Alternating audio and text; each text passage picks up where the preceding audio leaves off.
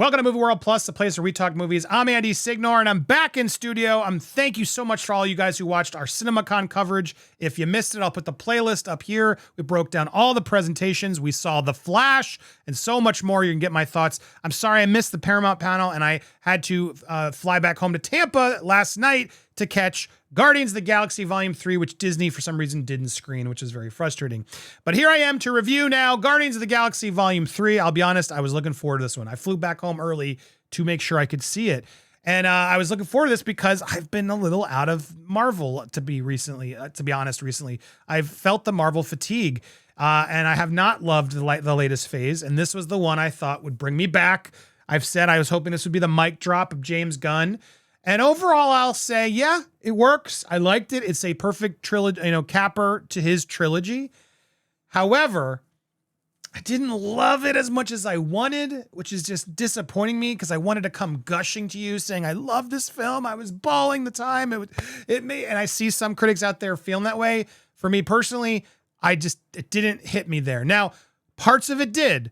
And it's the parts that did revolve around my favorite character, Rocket Raccoon. This is a Rocket movie. The trailers, the posters have alluded. Yes, you are going to get Rocket's origin story, and it's a doozy. I did really enjoy that part, and honestly, that was the best film of it. That's my problem. I was really invested in this port, and it's spread out through sort of flashbacks throughout the film. And those parts to me were the strongest. The rest of the Guardians cast, I liked Mantis more than usual. Mantis is she's a little bit more mature in this. Drax is at his most annoying, but Mantis is able to bring him back, and Drax does have a moment there that it made me appreciate him more. But overall, Nebula, actually, I will say, finally gets sort of her arc throughout the thing to find herself after, all the trauma she's been through. I will say, I didn't expect it, but Mantis and Nebula were probably my favorites in this film, aside from Rocket. Star-Lord is still stuck in that funk because Gamora and the acts of Infinity War. And I got to be honest, I think Infinity War did wreck this trilogy. The fact that the movie features Gamora sort of shoehorned in to play like, I don't care, I don't know, I don't remember you, really did bog down the movie for me in a way where I'm like, well, this is just a downer, and what's going on? It didn't connect me. It didn't make me like Gamora, and I was frustrated for Star-Lord, and it's just sort of a part of the chunk of the movie that took me out of it. New Groot is like, whatever. They introduced Cosmo the dog, and James Gunn's brother, Sean Gunn, he's fine. He doesn't really do much. He does exactly what you expect him to do. He's trying to do what Yondu does. Will he learn how to use the arrow in time? Well, you guys will figure that out. But that's the problem. It's like a mixed mash of like, they did finally bring the band back together, but Infinity War sort of changed the game in a way that it's not really the same band. And that's the problem here. They rally for a mission that involves Rocket. And that's what ultimately why I like the film. It does feel a little bit like a side mission, but the villain and the reason for why lifted up enough that I will say overall, yes, I like this movie. It's definitely the best of. I sound like I'm hating on it. I just have problems with it personally because I really wanted to be more emotionally invested because I really enjoy these characters. But yeah, hopefully you guys are getting where I'm hung up. So I would go in a little lower the expectations. Definitely bring a tissue or two. The Rocket story did get me a lot. And it's really just a movie about loss. Because again, you got to remember, I'm not spoiling anything. I'm not here to tell you what's happening. But the movie is about Gamora basically doesn't want to know Star-Lord, doesn't care, as the trailers have shown you too. And Peter's got to deal with that loss amongst all the other previous loss he's had in the movies, with Yondu, etc. And he's feeling that weight. And no disrespect to Chris Pratt, he's good in this. He has a lot of moments to shine and do his Star-Lord best. I did enjoy him. It's not like he's bad in it, but I just felt for him in a way. And yeah, I guess that should be good, right? Movies are supposed to make you feel, Andy. And I did. I'm walking this line of giving you my review, honestly, without spoiling it, guys. By the end, I will say, yes, Star-Lord was one of the best characters in this film, for sure. It's a Rocket and Star-Lord two-pack for me, with Mantis and Nebula having some good character moments, And then Drax finally getting his due by the end, even though he's pretty annoying throughout. Groot, I don't know, this weird new big Groot is what it is. Cosmo the dog and James Gunn's brother, unnecessary characters, didn't care about them at all. Sorry to be blunt. Adam Warlock is in the film as well. I suspect some fans are going to have a problem with what he does to Adam Warlock. The actor's fine. But again, it's just a lot of it just didn't connect with me as much as I hoped it would. Maybe it will on repeat viewings because I really like these characters. And unlike part 2, I appreciate the fact that the band was back together because I missed that in part 2 where they sort of got splintered off and then that was sort of a weird part of the movie. This one's all about sort of trying to bringing them together and keeping them together. Yeah,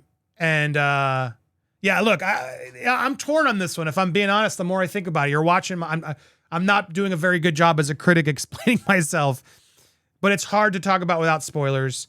And I don't want to ruin anything for you. And I'm not trying to ruin anything for you. If anything, I would just say hamper those expectations if you're going in hot, and hopefully you will be happily surprised. I see a lot of people are. A lot of my audience walked out very happy, and I did walk out happy, but I guess my expectations were a little too high, and I'm trying not to let that dampen my ultimate review of this film. But the more I've noodled on it since last night, it just didn't hit me as much as I wanted to. That said, the rocket portion hit me enough that I do have to recommend the film, and ultimately I think it does hit the landing by the end. It does have an ending, guys.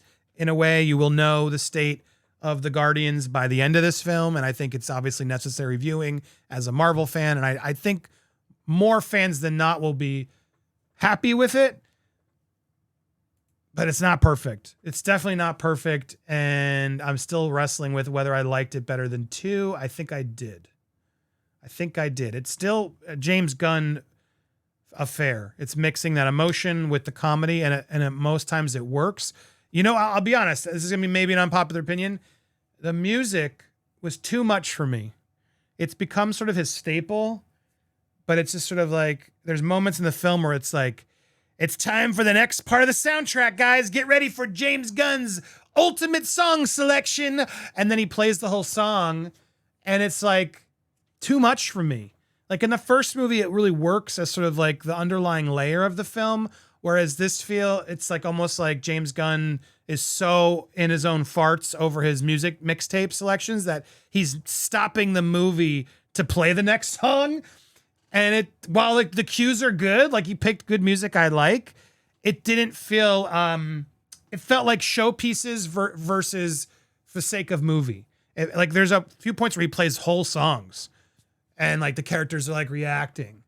And I don't know, it took me out of it a little bit where it's just like, okay, we're selling the mixtape. I get it, James, you're good at picking music. But it was weird. Music's become an integral part for Rocket. He's playing the Zune almost more than Peter at times. And so I think that's what was going for. And I liked the idea of it. But I don't know, there were just, as a viewer, I just was like, okay, so is this just a showcase for the soundtrack right now? Good choice. Like it's creating some emotion, but it's sort of like cheap creating emotion because it's like, let me play this iconic song for you so you feel it even more than like trying to craft your own version of it. Do you know what I mean? A little bit of like, let me borrow this. James Gunn has done such a good job in the previous installments that this one felt a little distracting for me. And I think a lot of people are just going to go, yay, James Gunn did another great song choice. But did we need that? Do we need to listen to Radiohead's Creep, the live version, the whole time, the whole song? Did it really fit? That song has so much of its own weight to it.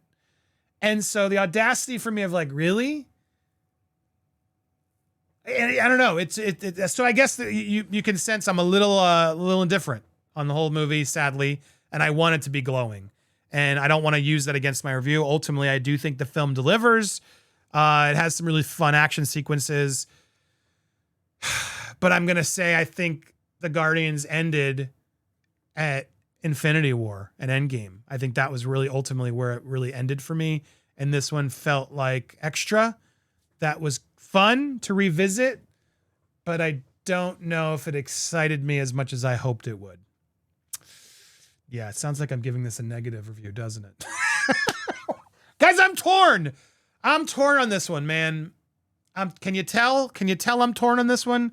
And more often than not, my reviews here are more just reacting with you and telling you my feelings. And I'm going to keep it positive because I'm conflicted on my feelings, that I think that's a good thing. The fact that the movie is challenging my own brain as I'm talking to you now, just completely off the cuff, makes me realize it's worth watching again. I'm going to give it another shot and hopefully enjoy it more. I'm going to go see it with my kids, and maybe it'll get into me a little bit better the second time, because I do respect James Gunn and these characters to give it that. But I think I let the hype overhype it for me, is where, because I think Marvel's just been so, the fatigue is real. And I can't tell if it's just the Marvel fatigue that's souring me, or if this film really was just not as good as it should have been. Superhero movies are good. It's too much. It's too much. We got to take a break. We got to take a break from superhero movies. We got to figure it's going the way of the Western. It really is. It's too much. And was this too much? I look forward to seeing what you guys think in the theaters. Maybe you'll love it. Maybe it'll be the perfect thing that you wanted in Marvel. Finally, I hope it is. I'm rooting for it to be for all of you. We should all want to enjoy these movies and leave going, yes! Oh, that made me feel so whatever. And I hope this one does for you. I hope every movie does for all of us. But I can't wait to see what you guys think. Make sure, if you haven't already, subscribe here to Movie World Plus. Hit the subscribe, hit the bell, smash that like button, and leave your comments down below. Sorry I couldn't express myself as clearly. Maybe it's just all the lack of sleep from Vegas. But there you go. At the end of the day, I'm going to give this one a thumbs up. I am going to say Guardians of the Galaxy 3 is worth seeing. It does have some fantastic sequences. And because of Rocket Raccoon, he made it emotional for me. I just wish the rest of it had hit as hard, because that was such a strong part of it. The other parts felt less important, if you will. And that part of it really was where the movie shines. So get ready to bring a tissue for Rocket and his story, and stay tuned for more here on Movie World Plus.